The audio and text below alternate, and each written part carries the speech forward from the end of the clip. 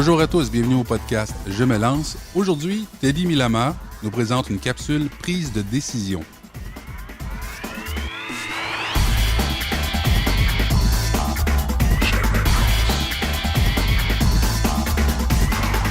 Ici Teddy Milama, je me lance.ca, blog post je me lance également. Je suis ravi de vous avoir aujourd'hui. Nous sommes dans la capsule où on traite essentiellement de la prise de décision. Et aujourd'hui, nous allons aborder la difficulté, non pas essentiellement la difficulté, mais la quantité de prise de décision qu'on prend chaque jour et les différentes stratégies que l'on adopte pour prendre ces décisions. Donc là, vous allez pouvoir me dire à la fin, ok, quelle est la stratégie que vous adoptez par exemple le plus souvent. On peut combiner aussi plusieurs décisions. Dans une de mes éditions précédentes, je vous avais rapidement révélé de 35 000 comme étant à peu près le nombre de décisions qu'on prend chaque jour par rapport aux différentes revues scientifiques. Je vous disais que c'est quand même assez colossal et toutes ces prises de décision-là, toutes ces décisions prises au quotidien, peuvent être anxiogènes si on n'a pas les bonnes stratégies de prise de décision, parce que c'est lourd. Ça ne veut pas dire que toutes les décisions aient le même poids. Certaines ont plus de poids que d'autres. Les petites décisions moyennes sont celles qui sont les plus souvent prises. Et les 20 dernières sont les décisions à haute importance. Mais si on est déjà épuisé par à peu près les 20 000 décisions petites ou moyennes qu'on prend pour ensuite répondre aux grosses, ça peut générer beaucoup de stress. Donc, vous avez différentes ressources autour de vous pour vous aider à prendre ces décisions. Et puis, vous avez différentes stratégies. Aujourd'hui, on va en parler de celles qui sont les plus communément utilisées. Donc, la toute première, je vais le dire comme ça, plus par ordre, celle avec tout le monde peut saisir rapidement. Ça va être par exemple l'impulsivité. Ça nous arrive à certaines situations. Ok, on voit une nouvelle paire de chaussures et paf, ok, je vais l'acheter. Ça, c'est une stratégie. Après, je ne suis pas là pour juger en termes de bon ou de mauvais.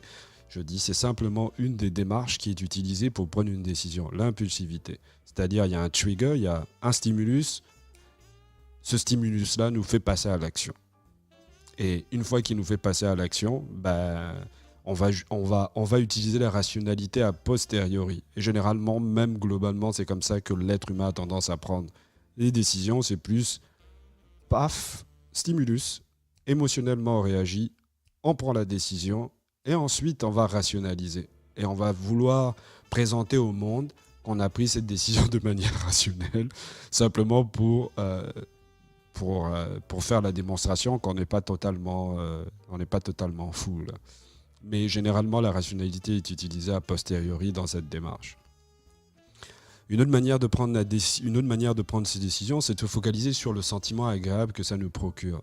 Donc, la personne, ce qu'elle va décider avant de prendre sa décision, c'est est-ce que ça me fait du bien ? Donc, on recherche une certaine forme de congruence, de respect de soi en prenant la décision. Ça, c'est une des méthodes, une des approches. La troisième, ça sera, dans notre cas, ça va être de déléguer. Donc, il y a des fois, on est très champion pour ça. Là. Des choses qu'on ne veut pas faire, on donne la responsabilité à quelqu'un d'autre. Donc, j'ai une décision, je vais laisser quelqu'un d'autre prendre cette décision et puis pouf, moi, je suis confortable. Dans toutes ces approches, il y a du bon et du mauvais. On les utilise à certains contextes, mais il faut faire attention. Si ces stratégies ou ces démarches que vous utilisez deviennent chroniques, là, ça peut devenir problématique. Pour la simple et bonne raison, c'est que ces stratégies doivent être utilisées de manière contextuelle. C'est le contexte qui décide, quelle approche je dois utiliser pour maximiser ma prise de décision. On va passer aussi à une qui est souvent utilisée, qui est l'évitement.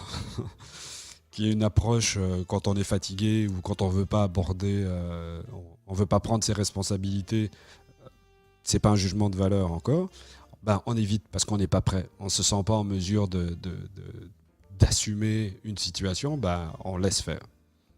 Donc l'évitement, le déni, etc., ça peut être une stratégie pour prendre une décision. Ensuite, on va passer à une autre qui est trouver le bon équilibre, la balance.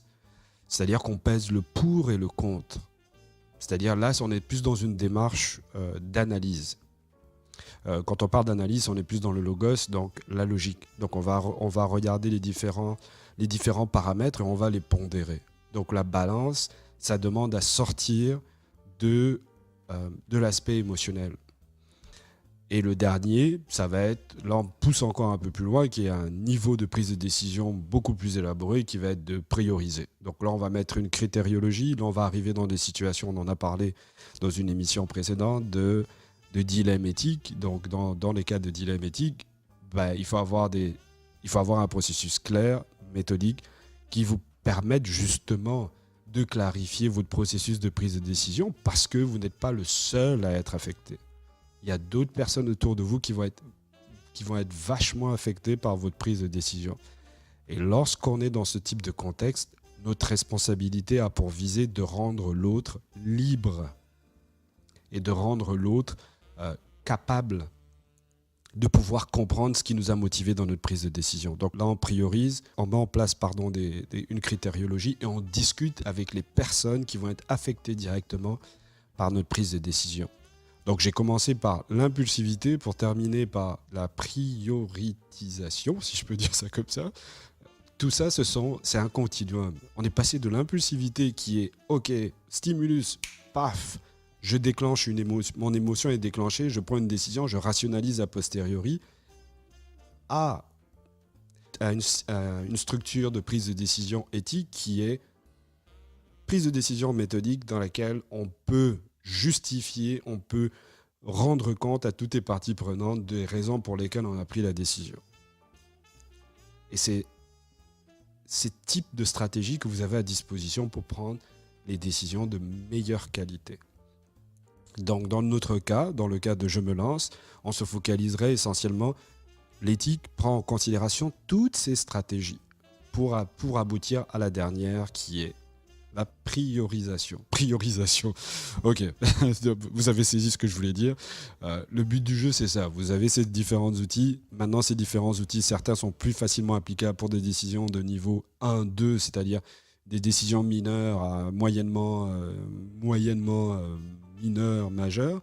Mais les décisions ultimes, éthiques, dilemme, je me lance, ce sont des décisions les plus complexes. Donc, à partir du moment où il y a d'autres intervenants, on établit un processus, on discute avec les personnes qui vont être impliquées, qui vont être pas victimes, mais qui vont vivre les conséquences de notre prise de décision, de manière à ce que ces personnes puissent aussi exprimer leur pas leur mais leur plénitude dans la prise de décision. Parce que lorsque la décision sera prise, elle fera corps avec vous. Si vous prenez une décision de type éthique et que vous n'appliquez pas les autres, qu'est-ce qui va arriver? Je vous le dis tout de suite. Ces personnes vont vous suivre parce qu'elles n'ont, entre guillemets, elles n'ont pas le choix. Elles vont juste vous suivre pour vous suivre. Et lorsque votre système, si jamais votre prise de décision a des aspects négatifs, ce sont les mêmes personnes qui vont se retourner contre vous pour dire « je n'étais pas d'accord au début, on n'était pas arrivé à un consensus, c'est ta faute, blablabla ». Et les personnes vont vous saloper. Donc si vous ne voulez pas qu'on vous salope, prenez le temps de clarifier votre processus, impliquez les autres à fond, écoutez-les à fond, faites en sorte qu'en les impliquant, vous arriviez à un consensus suffisamment solide pour leur donner la responsabilité aussi de cette prise de décision. De cette manière, lorsque la décision sera prise, ces personnes ne pourront pas vous taper dans le dos. Elles ne pourront pas vous accuser de ne pas les avoir intégrées. Elles feront un avec vous. Et là, vous allez pouvoir avancer ensemble. J'espère que ça vous aura éclairé. On se retrouve pour un prochain épisode très prochainement. À la prochaine.